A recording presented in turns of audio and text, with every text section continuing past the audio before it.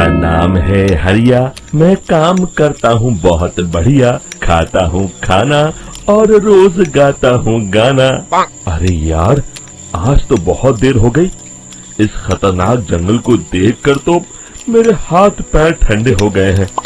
अगर मैं वक्त पर गांव नहीं पहुंचा तो मालिक बहुत नाराज हो जाएंगे। तभी हरिया को एक आवाज सुनाई देती है। सुनिए हरु जी। अरे, ये आवाज किसने दी? तभी हरिया को सामने कुछ दूर एक औरत खड़ी दिखाई देती है। अरे भाई, ये औरत अकेली इतनी रात को इस जंगल में क्या कर रही है? चलकर पूछना पड़ेगा।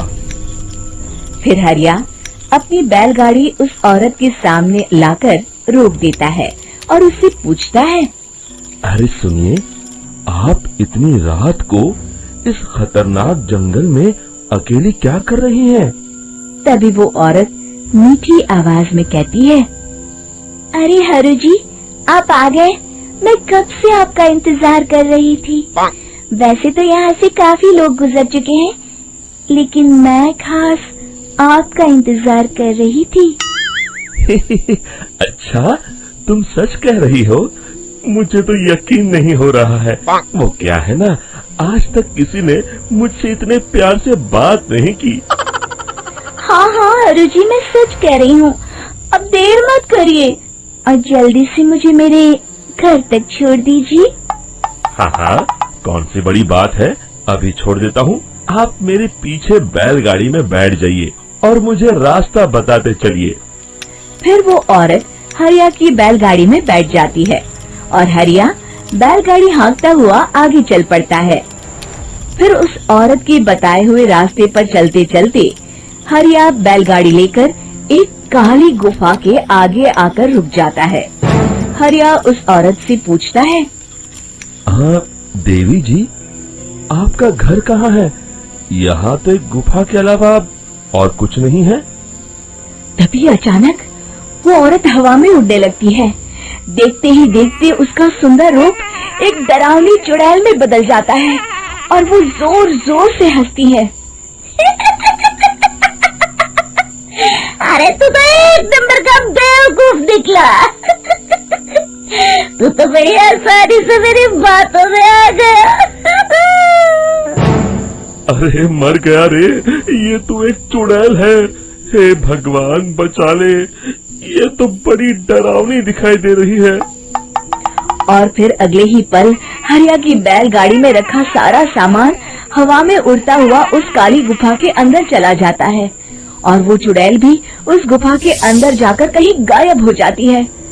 हरिया ये नजारा देख बुरी तरह घबरा और परेशान हो जाता है। अरे, ये चुड़ैल तो मेरा सारा सामान लेकर गुफा में गायब हो गई।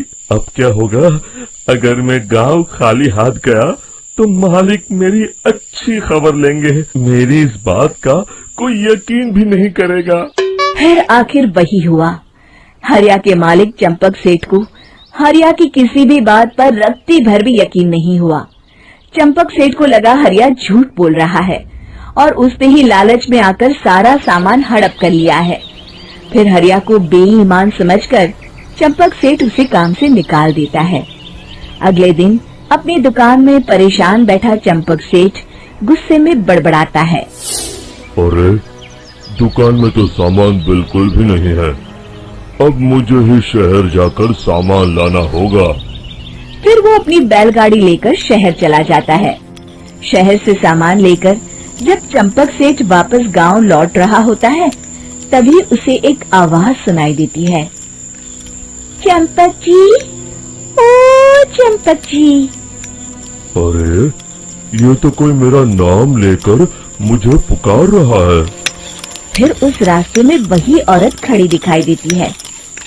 फिर क्या था, हरिया की तरह चंपक सेठ भी उस औरत के पास अपनी बैलगाड़ी लेकर जाता है और वो भी उसकी चिकनी चुपड़ी बातों के मुंह जाल में फंस जाता है। फिर चुड़ैल उसे भी अपनी गुफा तक ले जाती है और उसका सारा सामान लेकर गुफा में गायब हो जाती है। बेचारा चंपक सेठ लाचार होकर खाली हाथ गांव लौट आता है। फिर ये उस जंगल में रोज की बात हो जाती है।